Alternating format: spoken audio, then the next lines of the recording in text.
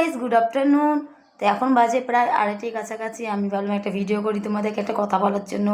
তো যাই হোক, আমি ঘর চেঞ্জ করছি এই 1 তারিখে, ডিসেম্বরের 1 তারিখে আমরা চলে যাব। তাই ঘর সব আমি গুছিয়ে নিয়েছি, দেখো সব খুলে ফুলে নিয়েছি, তোমাদের পরে দেখাচ্ছি। তো যাই হোক, আমি কেন চেঞ্জ করছি, কিসের জন্য চেঞ্জ করছি, তোমাদের পরে আমি সব একটা বড় ভিডিওতে বলবো।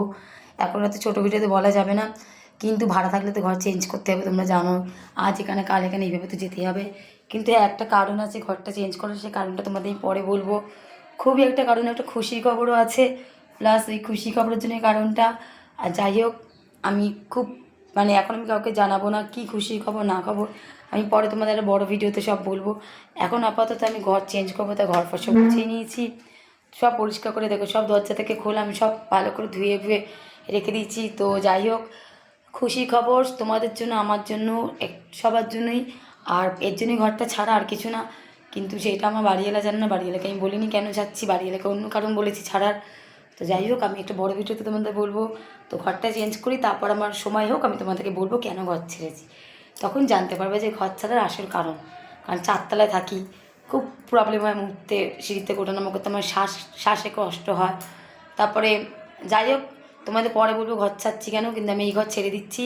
তোমাদের ব্যাক ক্যামেরা দেখিয়ে দিই কেমনভাবে আমি ঘরটাকে সব আস্তে আস্তে একা একা সব গুছাচ্ছি, সব করছি। চলো, ব্যাক কিছু এখান দিয়ে খুলে নিয়েছি, কালকে একা খুলে আমি সব ধুতে দিয়েছি, ধুয়ে পরিষ্কার করেছি।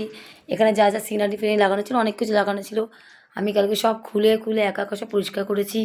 এই দেখো, সব এখান থেকে কাবার টাবার খুলে কালকে ধুয়ে দিয়েছি, এগুলো সব পরিষ্কার করেছি। তারপরে এইগুলো সব মোছামুছি করেছি।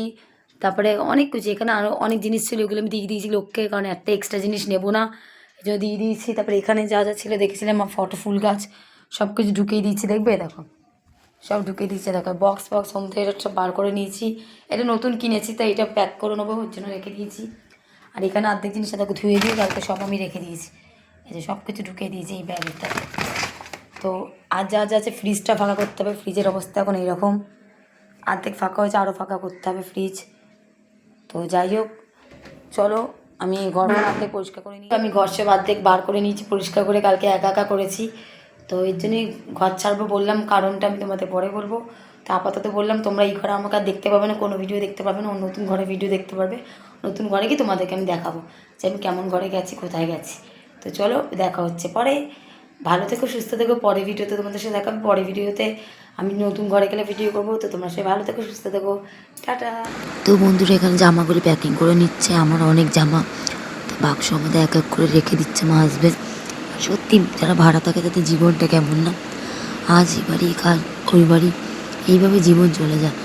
যারা ভাড়া থাকে তাদের হচ্ছে যা যাবর, তাদের নিজে কোনো জীবনই নেই, আজ এই ঘর কাল এই ঘর, যেখানে যাবে সেটাই মানিয়ে নিতে হবে।